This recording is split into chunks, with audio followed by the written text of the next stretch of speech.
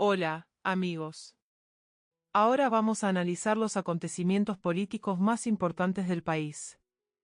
A veces, un informe extenso permite ver un panorama que, de otro modo, quedaría disperso. Eso es lo que sucede con los datos recientes sobre el funcionamiento del sistema penitenciario y policial en el ámbito federal argentino. Según se conoció en un documento de más de 400 páginas elaborado por la Procuración Penitenciaria de la Nación, durante el año 2024 se registraron diversas situaciones clasificadas como torturas o malos tratos, tanto en dependencias policiales como dentro de las cárceles federales. El reporte surge en un momento particular, marca el final de la etapa de Patricia Bullrich al frente del Ministerio de Seguridad y queda ahora bajo la responsabilidad de su sucesora, Alejandra Monteoliva. El informe describe, por un lado, 271 personas identificadas como víctimas de malos tratos policiales y, por otro, 646 personas afectadas en el ámbito penitenciario, asociadas a un total de 1.465 hechos documentados. Las cárceles federales alojan actualmente a 11.453 personas. En el caso de la violencia policial, la Procuración detalla que las 271 víctimas surgieron de entrevistas individuales y de observaciones sobre condiciones materiales de alojamiento y alimentación. A través de su procedimiento de investigación, el organismo logró reconstruir 64 casos adicionales, lo que dio como resultado 335 hechos para análisis. En síntesis, la información recogida con distintas metodologías ubica a los casos penitenciarios en 1.465 y los policiales en 335. Dentro del ámbito carcelario, dos unidades concentran la mayor cantidad de episodios: el Complejo Penitenciario Federal de la Ciudad de Buenos Aires, con 271 hechos, y el Complejo Penitenciario Federal BI de Mendoza, con 109. El documento subraya que las situaciones registradas abarcan establecimientos de distintas características, para varones y mujeres, para jóvenes y adultos, de la zona metropolitana y del interior, de larga trayectoria o de reciente inauguración. Según el organismo, esta amplitud muestra que el fenómeno está presente en gran parte de la estructura penitenciaria federal. Al observar las categorías de maltrato más frecuentes, se destacan las malas condiciones materiales de detención, con 427 casos, agresiones físicas, con 363, aislamiento, con 146, falta o deficiente asistencia de la salud, con 145, y falta o deficiente alimentación, con 99. En paralelo, la Procuración presentó el reporte número 7, centrado en episodios reiterados de violencia policial o penitenciaria. Allí se detalla que, solo en el primer semestre de 2025, se registraron 201 personas afectadas, correspondientes a 117 expedientes abiertos entre el 1 de enero y el 30 de junio. La mayoría fueron casos individuales, aunque también hubo situaciones colectivas. Según el documento, 17 personas atravesaron más de un episodio en ese periodo.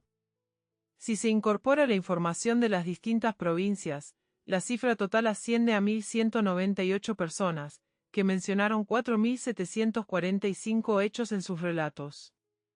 La provincia de Buenos Aires concentra la mayor parte, con 552 personas y 3.280 hechos. Allí, las categorías más frecuentes fueron la falta o deficiente asistencia de la salud y el aislamiento, mientras que la policía bonaerense registró 137 casos. El documento, en su presentación final, señala que la información recopilada a lo largo del año sostiene la idea de que la problemática forma parte de la estructura del sistema penal argentino y se mantiene en el tiempo. Históricamente, el Servicio Penitenciario Federal dependió del Ministerio de Justicia. Con el inicio de la gestión de Javier Milei, su administración pasó al Ministerio de Seguridad, que además amplió sus facultades sobre todo el personal de las fuerzas federales a partir del decreto número 373 de 2024. Estos datos dejan abiertas varias preguntas sobre cómo se gestionará esta área en la nueva etapa. A veces, una conversación puertas adentro puede cambiar el rumbo de áreas clave del Estado.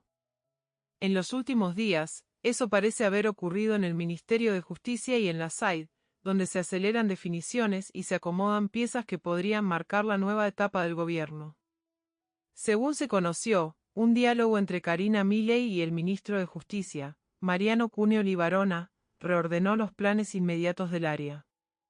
Cuneo Libarona había manifestado su intención de dejar el cargo, pero recibió un pedido para continuar un tiempo más mientras se define su reemplazo. Algo similar ocurrió con Sergio Neifert, responsable de la SAID, quien también presentó su renuncia y mantuvo después una conversación con Karina Milei. El mensaje fue el mismo: continuidad temporal hasta que se establezca una nueva conducción. Estos movimientos se interpretan, dentro del oficialismo, como parte de una transición en la que Karina Milei busca ordenar la estructura, más adelante, participar directamente en la designación de autoridades en justicia y en la SAID. De acuerdo con dirigentes que siguen de cerca estos cambios, algunas áreas ya fueron reorganizadas, mientras que otras aún esperan una definición. Tras la elección del 26 de octubre, que dentro del espacio libertario fue leída como un respaldo para la estrategia impulsada por Karina Milei, la conducción de justicia y de la SAID volvió a quedar en el centro de la escena. Hasta ahora, ese territorio había sido administrado por Santiago Caputo a través de funcionarios cercanos, como Neifert y Sebastián Amerio, quien mantenía un diálogo directo con la Corte Suprema.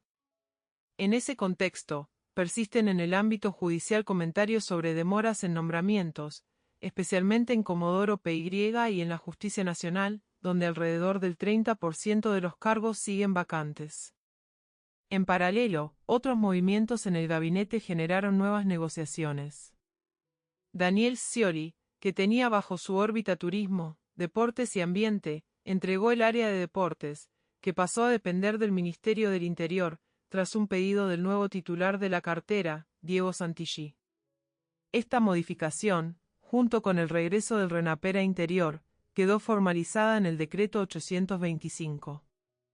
En el entorno oficial también se mencionaron ajustes derivados de decisiones de legal y técnica, como la eliminación de áreas que originalmente debían ser reubicadas.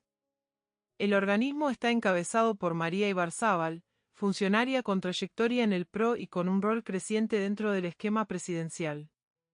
Mientras tanto, Karina Milei analiza próximos pasos en seguridad.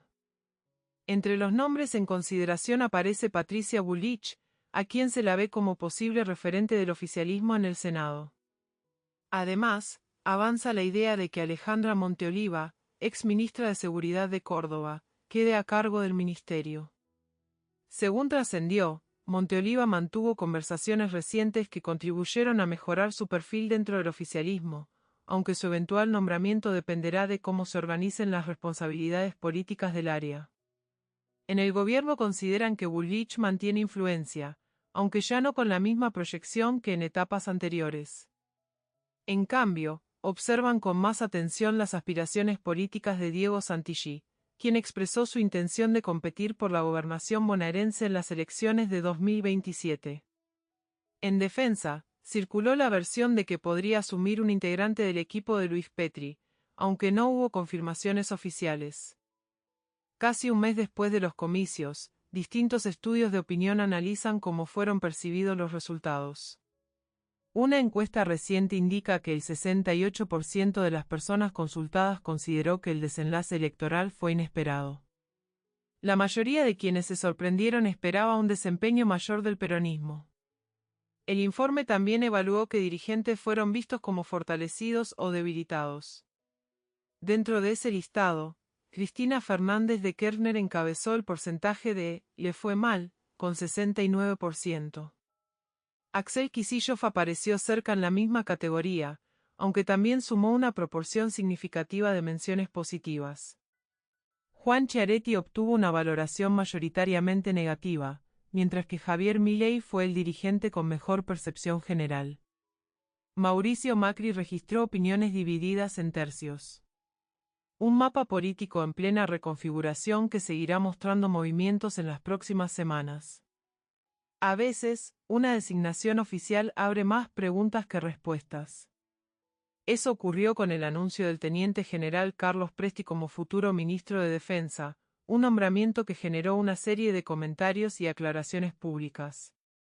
El exministro de Defensa Óscar Awad señaló que, según su interpretación de la normativa vigente, sería adecuado que Presti pase a retiro antes de asumir.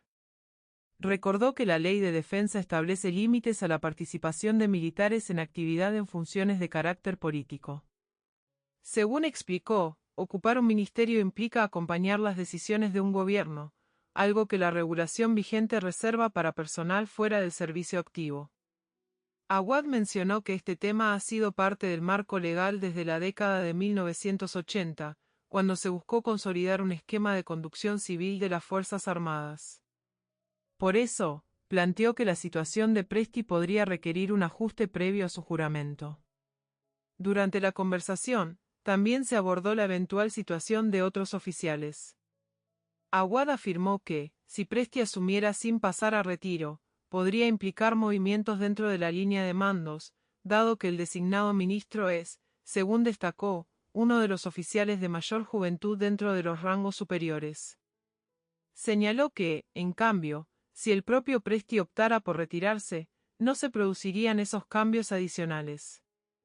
Consultado sobre las razones del Poder Ejecutivo para avanzar con esta designación, Awad manifestó que no conoce los objetivos específicos del nombramiento, aunque describió al presidente como una persona que toma decisiones con rapidez y con un estilo propio, algo que, según remarcó, él no cuestiona.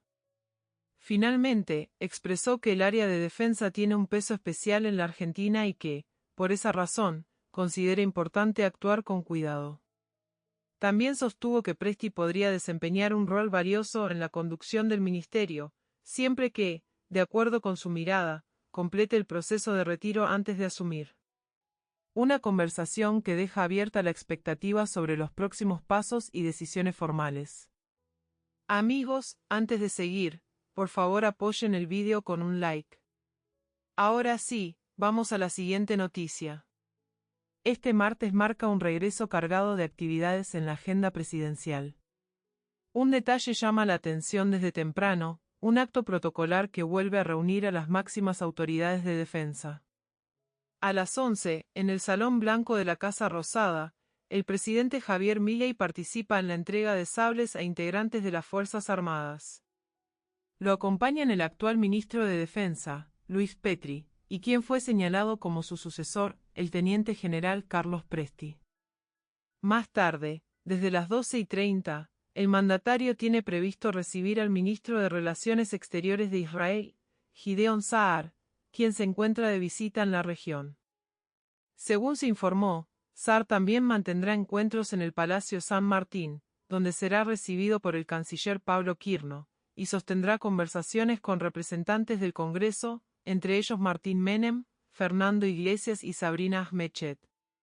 En paralelo, hubo un cambio en la organización del gabinete.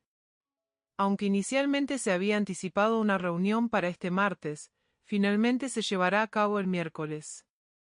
Será encabezada por el jefe de gabinete, Manuel Adorni, en su primera sesión como ministro coordinador.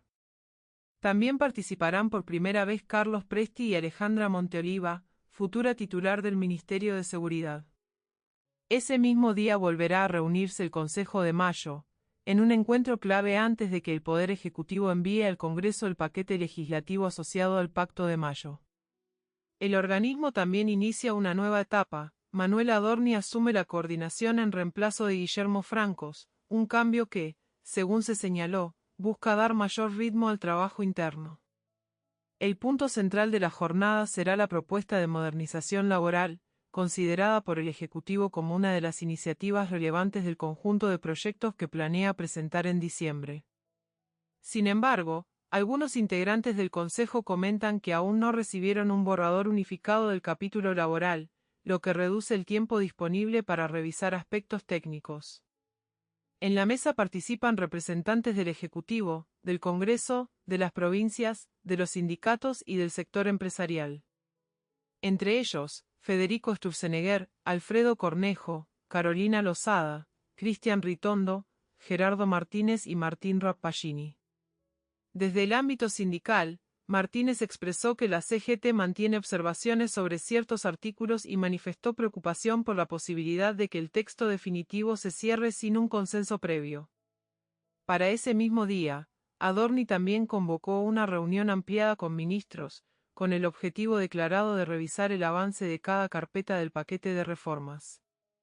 Si bien las autoridades remarcan públicamente que el Consejo será tenido en cuenta, algunos de sus integrantes señalan que desean conocer la versión completa de los proyectos antes de que finalice la instancia de consulta.